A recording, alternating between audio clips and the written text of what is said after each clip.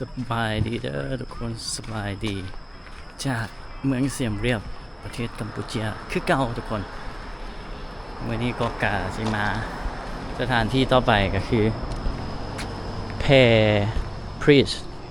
Priest Khan Temple ป่ะเดี๋ยว Priest Khan Temple มันก็ใส่บัตรเก่าเขาเนาะที่ว่าเขาจ่ายเงินไปกวดเพื่อเข้าไปทุกคนวัดเดียวเข้าได้หลายบอลเลยอันกอกวัด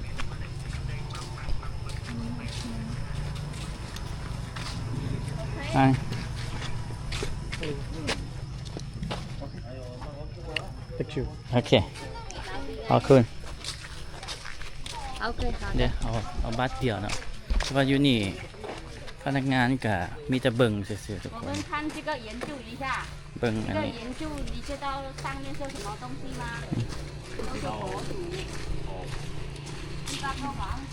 $37ตัวนี้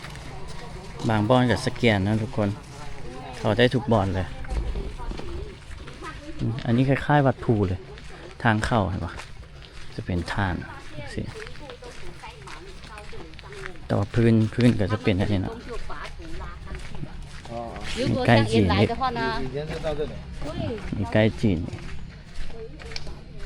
มูเข้าไปก่อนแล้วเนาะก็จะเข้าไปก่อนผมวางอันนี้กันง่ายเลยทุกคน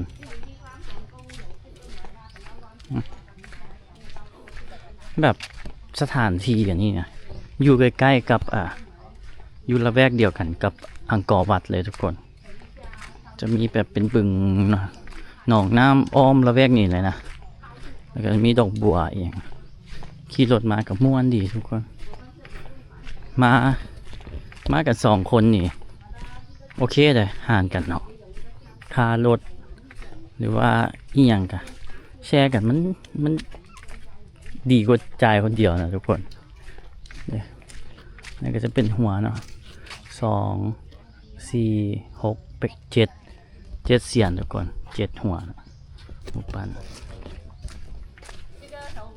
มีข้าง2ฝั่งแล้วก็มีแบบคือยักษ์คืออย่างลากดึงใช่ไหมหัวบางอันนั้นก็บ่มีทุกคน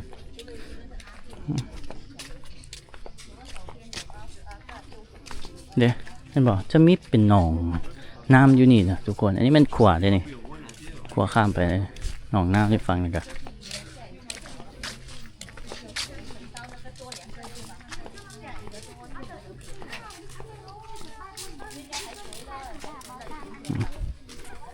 คนกัมพูชาก็คล้ายๆกันคนจำปาสักบ้านเฮาเด้อทุกคนคล้ายๆกันเลย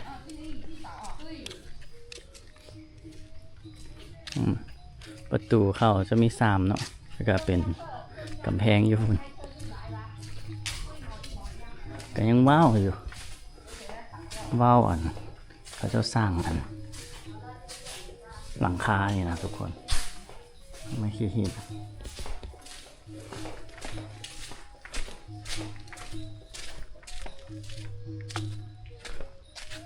มีกำแพง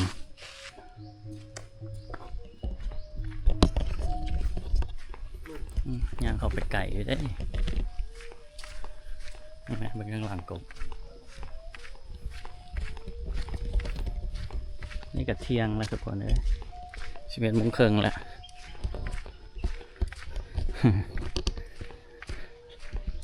ออกมาแต่โฮสเทลตั้งแต่ตอนประมาณ4 โมงครึ่ง5 โมงทุกคนโอ้โหอันนี้ยังไม่ได้นอนแต่เมื่อวานนี่เนาะทุกคนเนาะเมื่อวานนี่ตื่นตอนเมื่อวานนี่ก็นอนหลายอยู่ทุกคนเพราะว่าเมื่อก่อนนี่กบมาฮอดเสียมเรียบแล้วเช็คอินบ่ได้เทื่อเด้เขาก็ได้ท่าอดหลับอดนอนท่าแล้วมื้อต่อมาเขานอนเขาก็นอนเต็มที่เลยเป็นวัยรุ่นเมกาแล้วทุกคนเอ้ยเมื่อยได้กลางคืนแล้วตาใสอยู่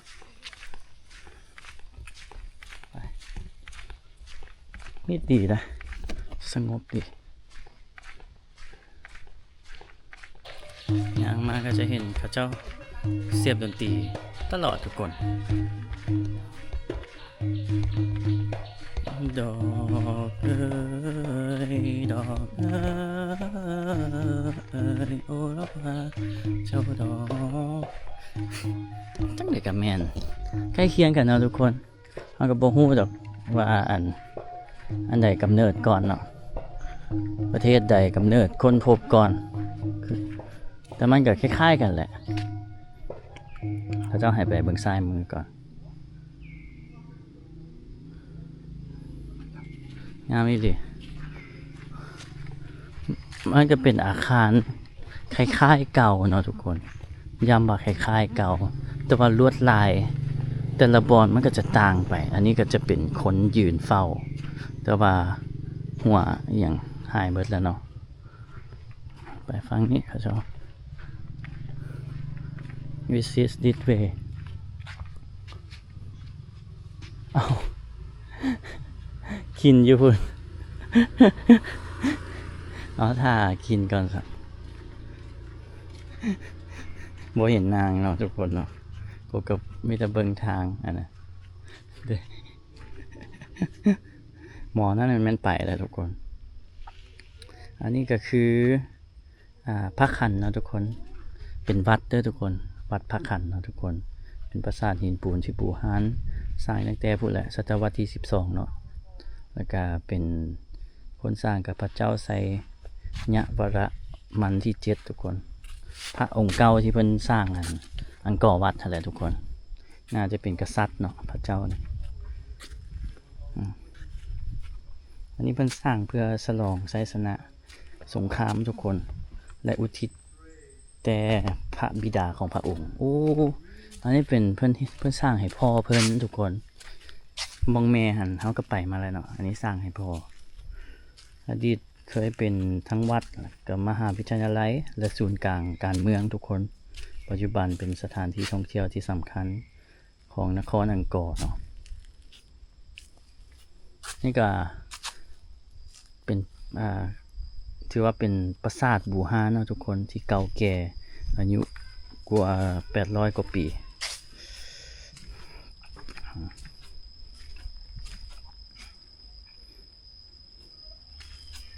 โอ้เป็นศูนย์กลางศาสนานำได้นี่ทุกคนโอ้ว้าวสังเกตเบิ่งจะมีแบบยักษ์เนาะหน้าสิคนจากคนเนาะสั่งเอานะจักใหญ่เลยมาสั่งเด็กสิได้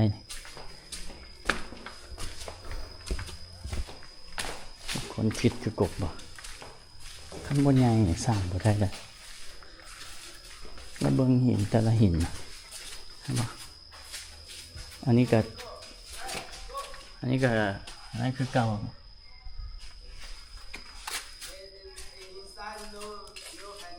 No anything. Okay. หอนี้เข้าไปมาแล้วมันไปกับมูเลย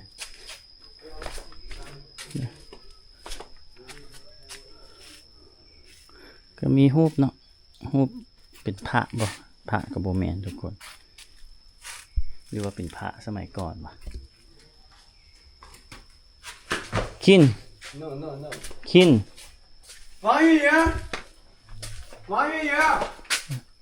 ，come here。เนี่ย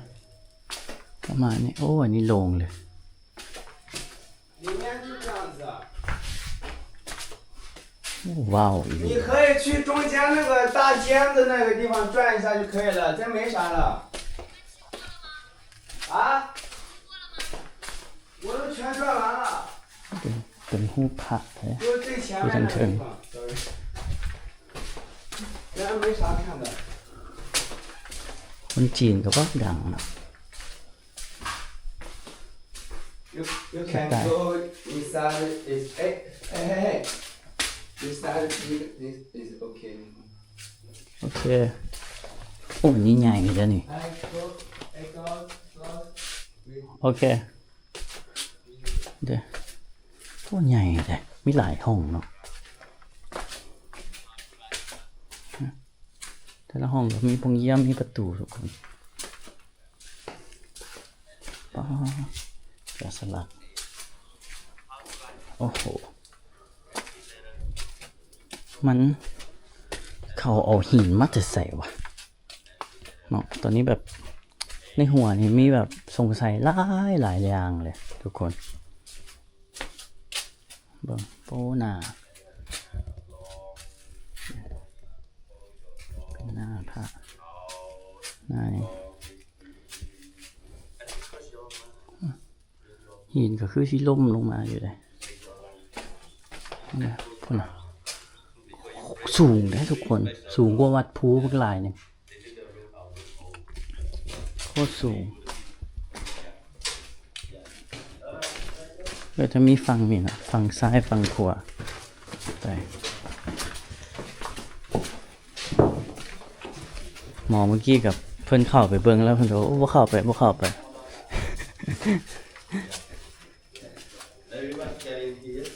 อันนี้ไม่อย่างเดี๋ยวเบิ่งลวดลายน้ำป้า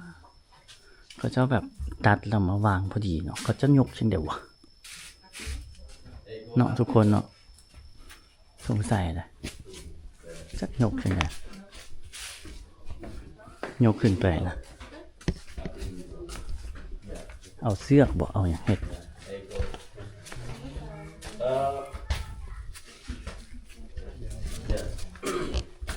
This is a very good room, sacred room that Hindu they living down here and they will open. Yeah, while they are practicing. Yeah, you know. โอ้อันนี้งามเลยป้าโคตรสูง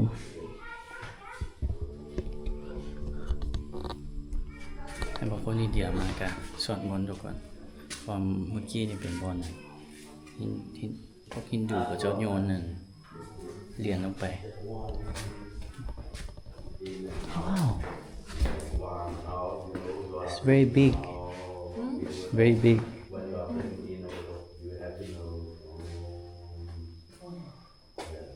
You can do both. โอ้เมื่อกี้ไกล can we walk there and then walk back What do you think about? it's very far Yeah, I know. So, we can walk back can we? yeah we can เพราะว่ากบว่าเขาไปสุดมันบอกว่ากะหูอยู่มันไกลเลยแต่นางก็บ่ไปก็ได้เลย we can walk back it's like it's the same like the same building Yeah. but the difference is the on the wall like different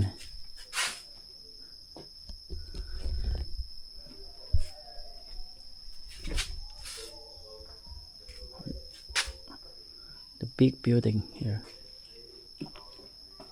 the big one อันนี้เขาเจ้าหน้าจะบูรณะโคตรใหญ่โคตรงามเลย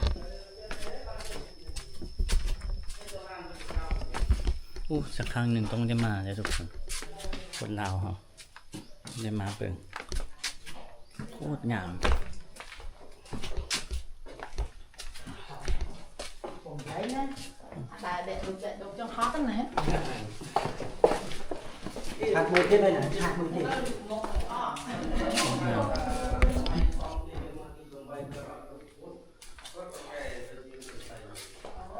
อันนี้รู้สึกว่ายาวก่อนของแม่เกี่ยวกับเพิ่นสร้างให้แม่เลยทุกคน อันนี้สร้างให้พ่อแบบไงเนาะอาจจะมีสร้างให้ลูกน้ำเนี่ยเบิ่งให้เมียเนาะให้ลูก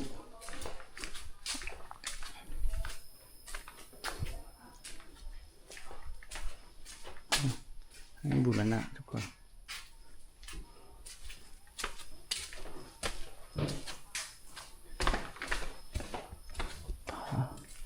ไหนแฮงเบิ่งอันนี้พระเจ้าเอาอย่างมาวัดอ่ะบ่มีไม้แมทบ่มีเอียงเนาะทุกคนสมัยก่อนเอามาวางนะสงสัยอีหลีเลยอันนี้น่าจะเป็นมรดกโลกเอง หรือว่ากวมเอาในพื้นที่ของอังกอร์เนี่ยเป็นมรดกโลกเพราะมัน Amazing เลยทุกคนมันแบบมันชื่อว่าจังไดบ่มันเกินคำบรรยายอะนะที่ว่ามนุษย์จะสร้างมนุษย์ในยุค900 กว่าปีเสียสร้างบ่มีเครื่องจักรตัดหินบ่มีอีหยังแต่ว่าก็เฮ็ดได้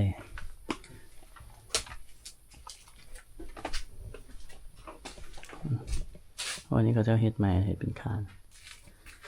We cannot go ทางตัน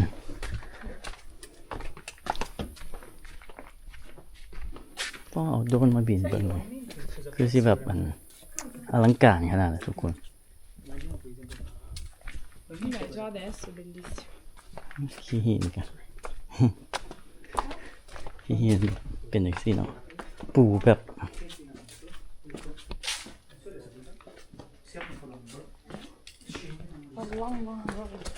yeah very long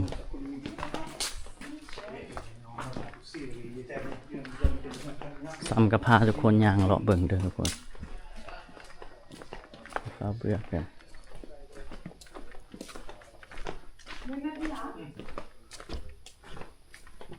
อันนี้น่าจะเฮ็ดใหม่บูรณะฟังนี่ผ้าโซซิบูรณะแต่ประกอบคืนwow this is like he made for his dad For his dad? yeah For his dad? yeah Oh, it's so cute. it's very big and the last one before he made for his mom Okay. the Pathom temple like the big tier on the building I want to know that he let his parents to live here or post their yeah his yeah parents? I need to know too I need to know why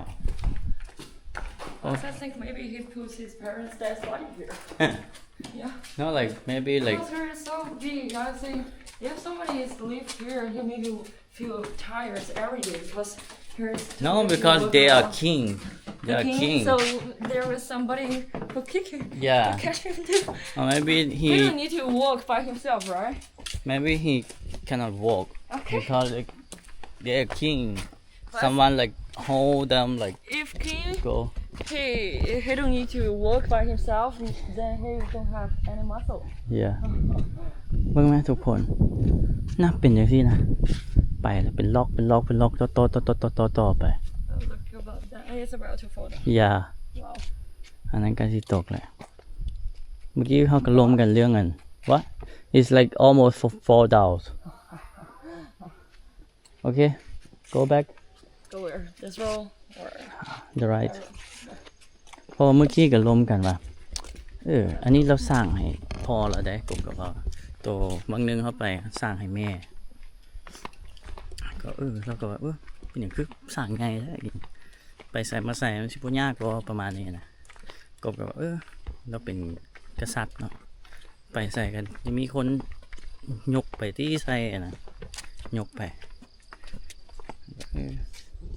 ประมาณนี้แหละทุกคนเฮากับบริเวณพักผ่อนเนี่ยมันก็เบื่อเนี่ยนะทุกคนตอนนี้เหือเต็มไปแล้วฮ้อนแห้งโอ้ยางอ้อมไก่แล้วนี่แต่ว่าของพ่อนี่เขาจะบูรณะได้หลายนะได้หลายกว่าของแม่เลยทุกคนสังเกตว่าของแม่จะมีเศษอยู่นอกหลายเนาะ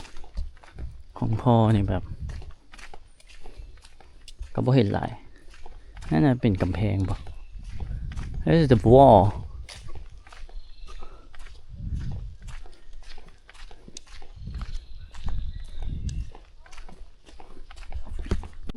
เบิ่งกำแพงทุกคนโคตรหินแบบง่ายเลยนี่อันนั้นน่าจะเป็นทั้งหน้าที่ว่ากบเข้าไปเนาะแต่มันก็ ลุพังเพไปเนี่ยทุกคนล้มลงไปฟังนั่นเนี่ยโอ้ขี้หินเนี่ยสูงเลยเนี่ยสูงเลยเนี่ย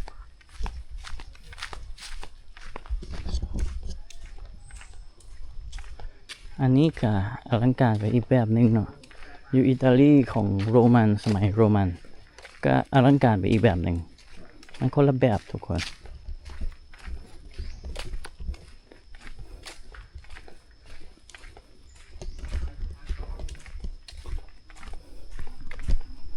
ไป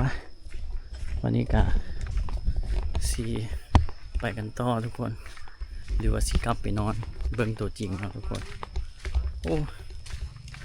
เขาก็ยังบ่อยากนอนปานนี้เว้ยงึดน้ำตัวเองบ๊ายบายเด้อทุกคนเจอกันใหม่คลิปหน้า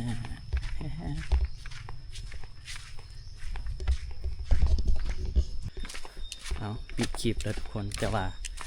ยางมาเมื่อกี้นี่โบแมนเด้อทุกคนจะมี4 ทิศอันนี้ทุกอย่างมี4 ทิศเขายางมาลงเขายางไปสุดพุ่นออกไปเอ้าโบแมนรถแต่คือกันเลยคล้ายๆกันเลยโบแมนกันเลยพากันกลับเข้าไปจุดใจกลางตั้งหลักใหม่ยางกลับ ต้องเบิ่งดีๆแล้วทุกคนแบบคล้ายๆกันเลยได้ดีๆละนี่ก็กลับมาตั้งหลักจุดใจกลางก่อนจุดใจกลางก็จะเลี้ยวไปเห็นสุดฟังมาจะฟังเนี่ย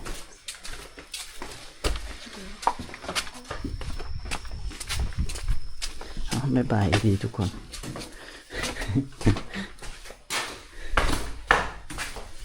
Hey, be careful. โอเค